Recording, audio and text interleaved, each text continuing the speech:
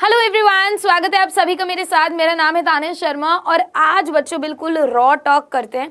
ठीक है, मतलब बिल्कुल ऐसे मतलब जो भी मेरे मन में है मैं डायरेक्ट बोल देती हूँ। ठीक है, बहुत बार होता है यार कि हम ना कुछ करना चाहते हैं बट एक वर्ड है आलस, वो हमें रोक लेता है। ठीक है, ये आलस भी नहीं तो पता नहीं अंदर से शायद हम लोगों की जो बॉडी है वो सपोर्ट नहीं कर पाती है कि हम लोग करें।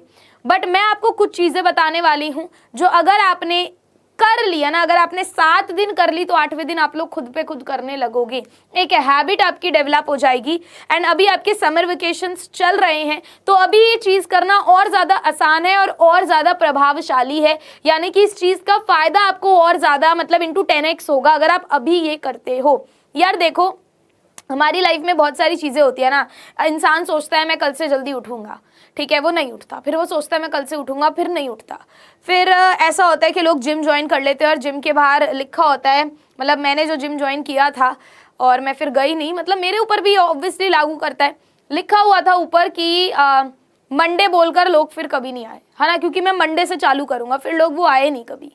तो बेसिकली ऐसा होता है कि हम लोग डिसाइड तो करते हैं जो चीज़ हमारे लिए सही है बट हम लोग वो चीज़ों को कर नहीं पाते हैं। अभी इस वक्त आप लोगों के लिए क्या चीज़ सही है, आप लोग क्या चीज़ें कर सकते हो, समर वेकेशंस में स्पेसिफिकली आप लोग क्या चीज़ें कर सकते हो, ये मैं आपको यहाँ पे बताने वाली हूँ। एंड आई प्रॉमिस आप 7 दिन कर लो, 8वें दिन खुद करने लगोगे एंड ये चीज़ें अगर आपके रूटीन में आ गई ना, बहुत हद तक आपकी लाइफ सॉर्ट हो जाएगी। सो बिना फालतू की बात किए आगे बढ़ते हैं। सबसे पहले यार, मॉर्निंग्स हमें आदत होती है बहुत लेट उठने की, स्पेसिफिकली छुट्टियों में, है ना। सैटरडे संडे आराम से उठेंगे, 11 बजे 12 बजे उठेंगे। यार 1.5 महीने की छुट्टी है, 1.5 महीने 11-12 बजे उठोगे तो कैसे चलेगा। एक बारी जल्दी उठ के देखो, मतलब you will feel really fresh. अगर मुझे मानते हो, मतलब एक बार मेरे कहने से तुम लोग जल्दी उठ के देखो, तुम्हें लगेगा तुमने पूरे दिन में ना बहुत प्रोडक्टिव कुछ किया है।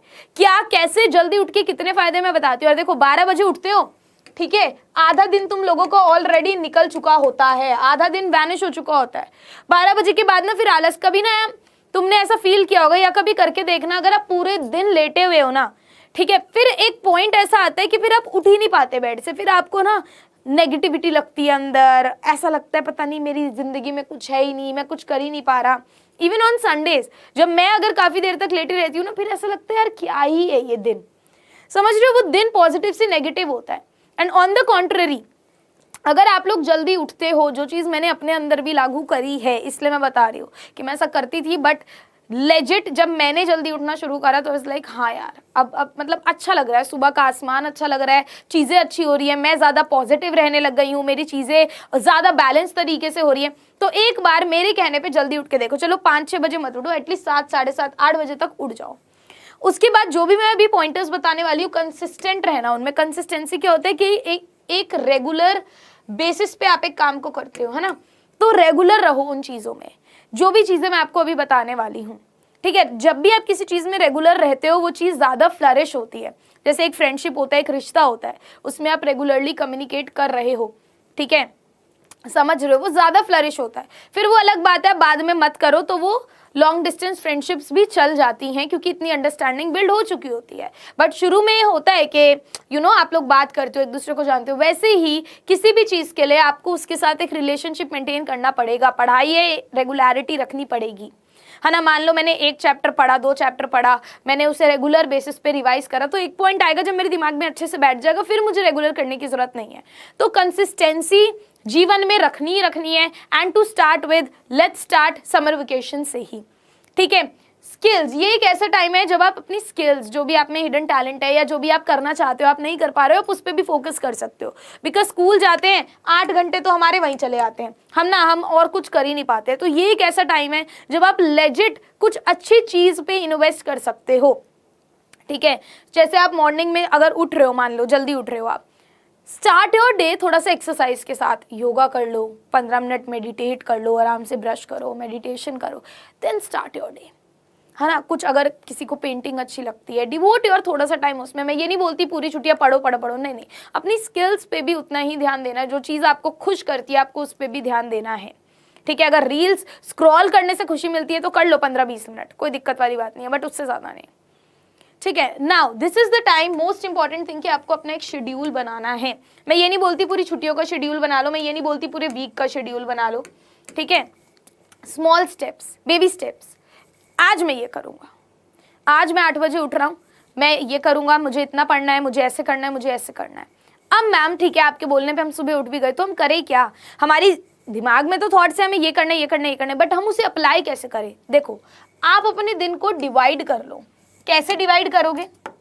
आप उठ रहे हो मॉर्निंग में, ठीक है, आप उठ रहे हो, अब आप उठ रहे हो, आप उठ के योगा कर लो, आप मेडिटेशन कर लो, जो आपका मन कर रहा है कर लो, और आप सुबह का टाइम डिवोट कर सकते हो याद करने के लिए, है ना? क्योंकि यार देखो, कंपटीशन बहुत है, आपको डिस्ट्रैक्शंस होंगी, ये समर वेकेशन है, बहुत डिस्ट्रैक्शन होगी, ठीक है, ये कर लेते हैं, छुट्टियां हैं, एंजॉय करते हैं, होमवर्क भी बाद में करेंगे, इसके घर जाते हैं, उसके जाओ, कोई दिक्कत वाली बात नहीं है, पार्टी करनी है करो, बट हर चीज़ को प्रायोरिटी मत दो, है ना, कि जस्ट बिकॉज जाना है, छुट्टियां तो जा रहे हैं, नहीं, अपनी पढ़ाई को भी प्रायोरिटी दो, बिकॉज छुट्टियां खत्म हो जाएंगी, फिर यही काम आएगा, और यही ऐसा टाइम है जब आप बाकियों से आगे निकल सकते हो, ज़्यादा पढ़ सकते हो, ठीक है? तो मॉर्निंग में हमारा दिमाग ज़्यादा फ्रेश होता है, सब लोग सो रहे होते हैं या धीरे धीरे अपना काम कर रहे होते हैं, सुबह की शुरुआत होती है, ज़्यादा हमारे में याद करने की पार रहती है, ठीक है? तो सुबह का टाइम आप लोग जब भी पढ़ो, जब भी स्टडी करो, तो याद करने में लगाओ, एंड हमेशा एक रीडिंग पैसेज सुबह उठ के कर लो, ये मैंने इंग्लिश में भी बताया,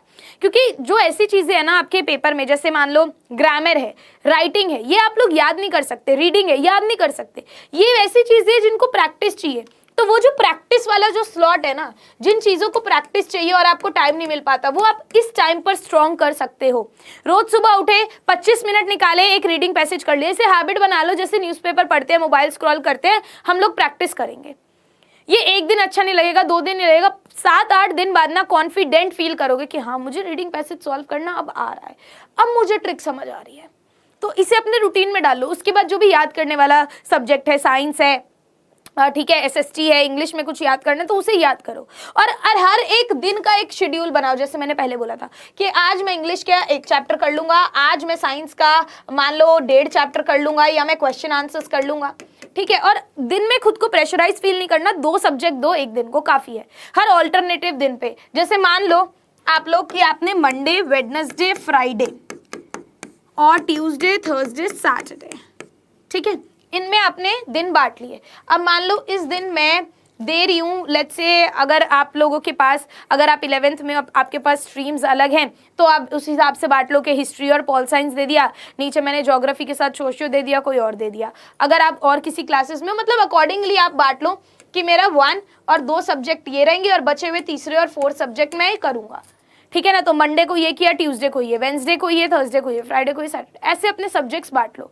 जब सब्जेक्ट्स बांट लिए, दिन की शुरुआत में टॉपिक्स बांट लो।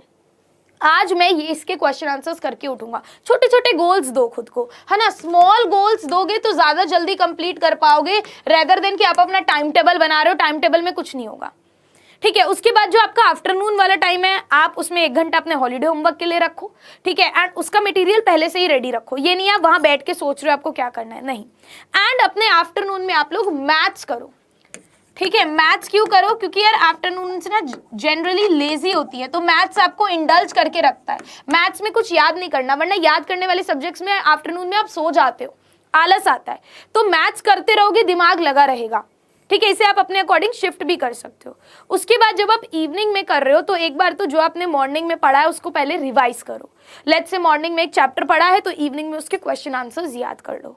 और सोने से पहले और बीच में, ट्रस्ट मी, आपको बहुत टाइम मिलेगा जो भी करना है वो करने का। आपको सुबह भी 1 से 1.5 से 2 घंटे देने हैं, दोपहर में भी 1.5 से 2 घंटे देने हैं, और अपना रात में 1-1.5 घंटा देना है, दैट्स इट। और बीच के टाइम में जो मर्जी आपका होमवर्क करना है, आपको जो और एक्स्ट्रा काम करना है, बात करनी है, आप कर लो। रात में जब सो रहे हो, ट्राई करो कि जो सुबह पढ़ा है उसको रिवाइज करके सो, या सुबह का अगर कुछ पोर्शन लेफ्ट है उसे रात में करके सो।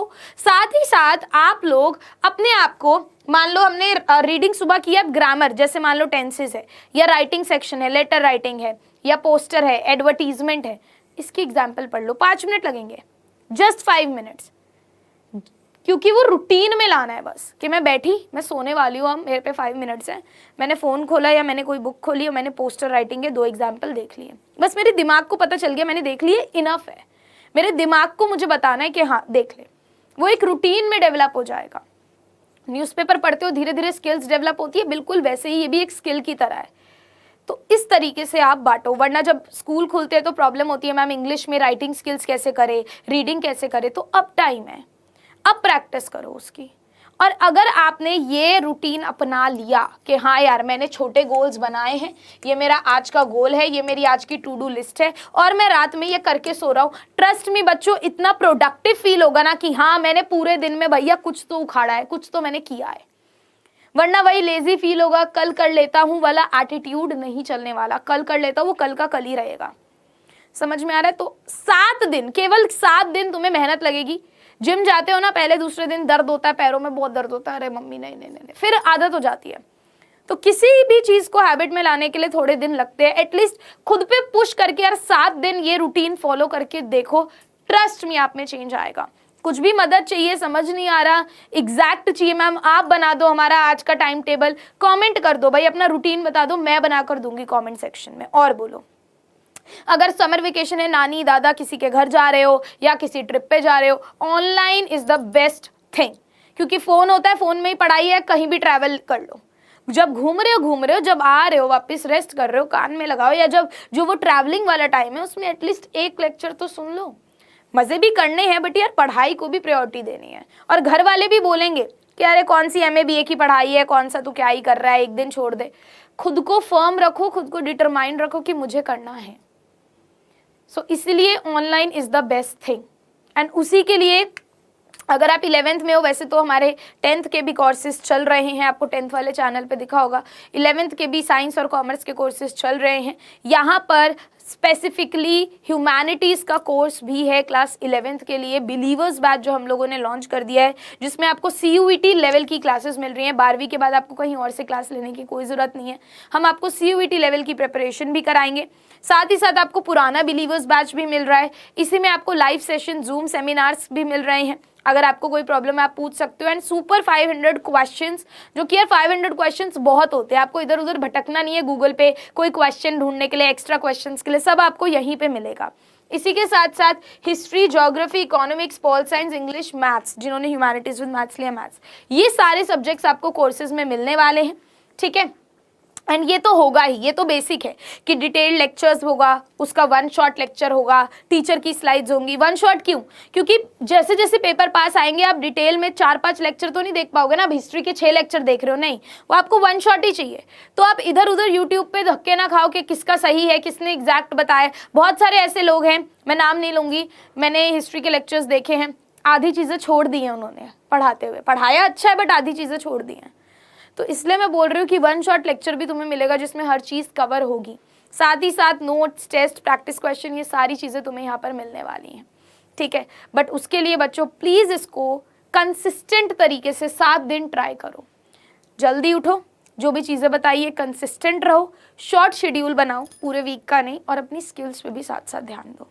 सो आई होप इस वीडियो ने थोड़ा सा मोटिवेट किया होगा। कल से करोगे, मुझे कमेंट में बताना। And I will see you guys next time. Thank you.